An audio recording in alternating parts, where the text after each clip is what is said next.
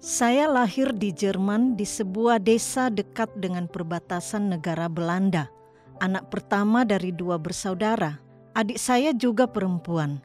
Desa kami sangat konservatif dan tertutup untuk pendatang. Keluarga beragama Katolik ketat dan generasi ayah saya mengikuti perjuangan bishop kami yang terkenal untuk melawan Hitler dan partainya. Saya dibaptis di gereja Santo Yohanes dan dididik oleh orang tua yang sederhana dalam ajaran agama Katolik. Karena mereka berdua di rumah sungguh-sungguh melakukan apa yang diajar di gereja, membuat saya tidak meragukan eksistensi Allah yang mereka ajarkan. Saya juga berjuang untuk menaati ketentuan gereja Katolik, sehingga waktu di SD saya mengikuti misa hampir setiap hari sebelum ke sekolah. Saya sangat senang menghafal katekismus dan membaca cerita Alkitab, walaupun saya belum mengerti apa maksudnya.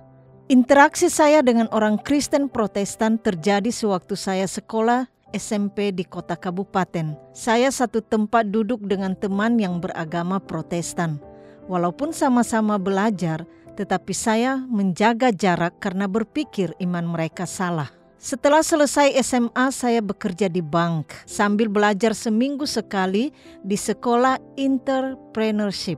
Hati saya mulai makin kosong dan kering. Saya berhenti menikmati membaca Alkitab dan mulai meragukan apakah Alkitab itu benar dan masih relevan. Oleh karena saya seorang pemalu, saya tidak bisa menceritakan kepada siapapun tentang pergumulan saya karena takut disalah mengerti. Pada suatu malam di bulan Maret, keluarga besar kami berkumpul untuk merayakan hari ulang tahun om saya. Setelah makan, saya mulai bercerita dengan saudara sepupu saya yang belajar di sekolah yang sama dan mengikuti pelajaran agama Kristen dengan guru yang sama. Kami berdua tidak senang dengan pak gurunya dan juga pelajarannya. Saya katakan kepada saudara sepupu saya pikir masa kini tidak ada orang lagi yang percaya kepada Alkitab. Dia langsung menjawab, "Tidak benar, saya percaya bahwa Alkitab relevan," dan kemudian mulai menjelaskan bagaimana kita dapat diselamatkan. Panjang lebar dia menjelaskan bagaimana dia menyerahkan kehidupannya kepada Tuhan beberapa minggu yang lalu sewaktu dia mengikuti satu retreat. Saya mulai tertarik dengan kesaksiannya. Sebelum berpisah, dia memberikan beberapa traktat kepada saya untuk dibaca di rumah dan mengajak saya untuk ikut persekutuan pemuda di kota di mana saya bekerja.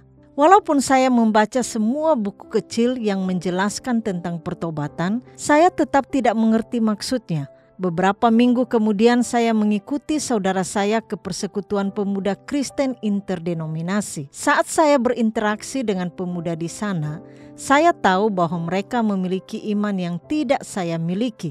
Sehingga saya sangat merindukan agar kekosongan hati ini dapat terisi. Sebuah perubahan terjadi di bulan Mei ketika saya mengikuti satu pertemuan regional pemuda Kristen di kota kami. Firman Tuhan yang disampaikan oleh pembicara dan juga kesaksian dari para pemuda yang hadir sangat memberkati saya. Tetapi saya tidak berani maju pada waktu altar call karena malu. Sebaliknya, hanya memperhatikan dengan diam-diam semua yang dilakukan oleh mereka yang ingin bertobat. Seusai pertemuan tersebut, saya pulang dan keinginan untuk menyerahkan hidup kepada Tuhan sangat besar. Malam sebelum tidur di kamar saya berlutut dan mengakui dosa saya kepada Tuhan dan minta Dia memimpin kehidupan saya.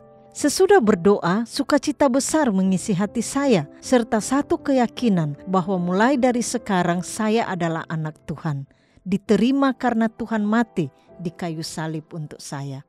Sejak hari pertobatan itu, saya sangat menikmati membaca Alkitab. Sekarang saya mulai mengerti dan meyakini firman Tuhan berbicara kepada saya dan mengisi hati saya dengan sukacita. Lewat saat teduh saya belajar bahwa kita sebagai orang Kristen perlu menyaksikan iman kita kepada orang lain.